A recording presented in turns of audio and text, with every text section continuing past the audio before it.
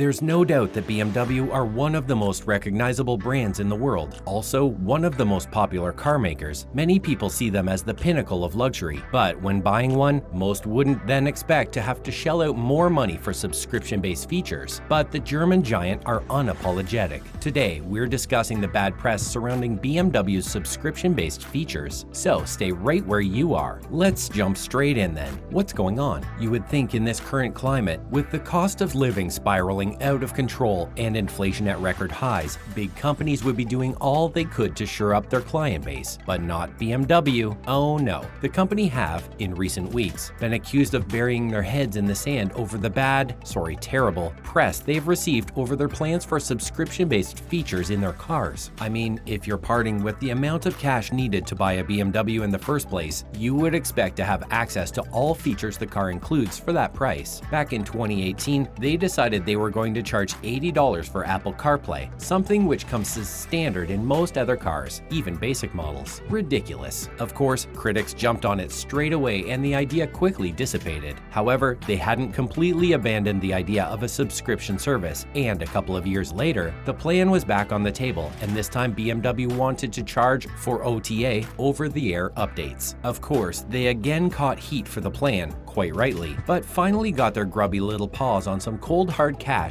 when they rolled out a subscription-based plan in South Korea earlier this year. They have claimed that Western markets will be spared, but experts believe it's only a matter of time before they bring the policy in. Quite scandalous, really. What else do we know then? Stay tuned to find out. Well, American customers will be anxiously watching the UK market as the company is reported to be rolling out subscription features on the small European nation. Unbelievably, BMW are charging drivers there $18 per month for heated seats. I mean, what a joke. As if they don't make enough money, they are actually charging people to sit in comfort in a car they already own. Customers can unlock the heated seats forever by parting with a one-off $360. I mean, at this point, why would people even bother buying a new BMW? Surely a move to one of their competitors out of principle would be the move. A company rep for the German giant recently suggested that the Munich-based manufacturer are simply hoping it's a storm in a teacup sort of affair, but what they might see as not a big deal could, and hopefully will, end up with loyal customers jumping ship. I mean, who do they think they are? Hilariously, they tried to justify their greed by claiming the subscription-based options will give drivers more flexibility. I mean, they must think we all came down in the last shower. Buyers and loyal BMW customers have no interest in paying for features that are already installed on the cars, and even the suggestion that they should do so is quite simply disgusting. Hopefully they take a big hit financially, with customers choosing other car manufacturers instead. What do you make of all of this? So, are they the only ones doing this? Let's see. Well, surprisingly, or not, whichever way you look at it, no. Unfortunately, greed has won out at a number of big manufacturers. Other big companies who are also indulging in this horrible practice are firms such as GM and Toyota, with these companies recently taking up business practices such as paying for your own seat to be heated. The fear is that it becomes the industry standard. Of course, behind it all is Elon Musk, who introduced the subscription service via Tesla. I mean, as if he doesn't have enough money. GM recently decided that Buick, GMC, and Cadillac drivers must now stump up an additional $1,500 for OnStar service, which includes the likes of voice control, mobile app control, and other things that come as standard on most other cars. I mean, the greed. OnStar was previously an optional service, but not anymore. Japanese firm Toyota have begun charging $8 a month for remote start, which used to and still should be free. It's thought that other firms including Porsche, Audi, and VW are all looking into the idea of subscription-based features too. Where do these people stop? Even worse, GM has recently revealed that they plan on making $25 billion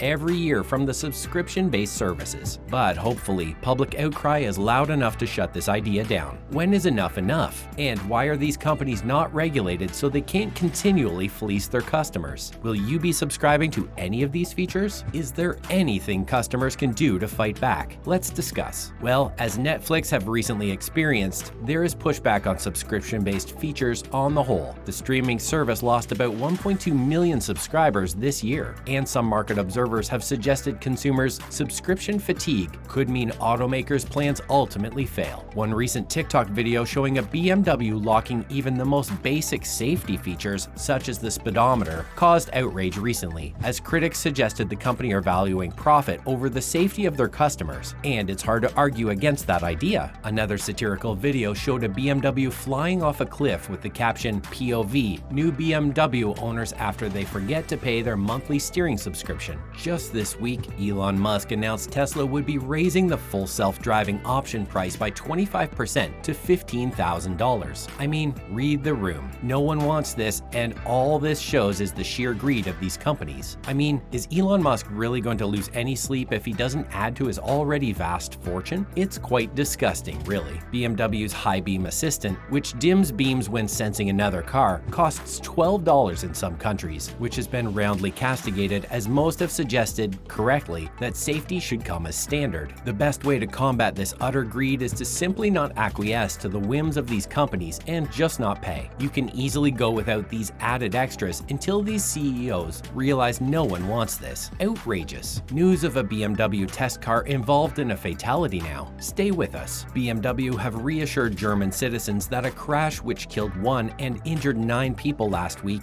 wasn't caused by a self-driving car. It had initially been suggested that this was the case after a police report had questioned if the driver had been in control of the car or not. A BMW with 5 people on board was thought to have been at fault for a multi-car pileup close to the town of Reutlingen in southwest Germany. The BMW iX seemingly swerved out of its lane on a bend, which triggered a series of collisions, resulting in 1 fatality, a 33-year-old woman. The lady was a passenger in a Mercedes, which was hit head-on by the BMW, but controversy surrounded the incident as a police statement said the crash vehicle was an autonomous electric test car. Whether it was being steered by the 43-year-old BMW driver or not is the subject of investigation. However, BMW refuted the claim that the car was operating on its own at the time, but did acknowledge that it was a test model. They said the vehicle has a level 2 driving assistance system that is already incorporated in production vehicles today, and which can support the driver on demand. Do you think self-driving cars are a good idea? And finally, a new China link for BMW. It has recently been revealed that China's Eve Energy Co. will supply the German giant with large cylindrical batteries for its European EVs, which will see them follow the lead set by Musk's Tesla. The contract will see Eve supply BMW with the batteries from 2025, which they believe will ultimately lower production costs. They will still probably require a subscription to put your window down, however. It is thought Eve is planning to build a large plant in central China to satisfy the need brought about by the new BMW contract. However, being a Chinese company, they declined to comment. BMW currently uses prismatic batteries, but are thought to want to move towards larger format cylindrical batteries as they are more densely packed, which will ultimately cut costs. China is currently the market leader when it comes to battery production, but we're not sure at this current point in time just how many batteries BMW plans to source from Eve. The deal is also thought to be behind Eve's new factory in Debrecen, Hungary, and as demand and government incentives for EVs grow, we can probably expect more deals like this in the future. As usual, thanks for dropping in today, and remember to tune in again next time when we will be discussing all sorts of other cool bits and pieces. And why not do us a big favor by liking today's video, whilst also sharing it with any petrol heads you know of. Bye guys.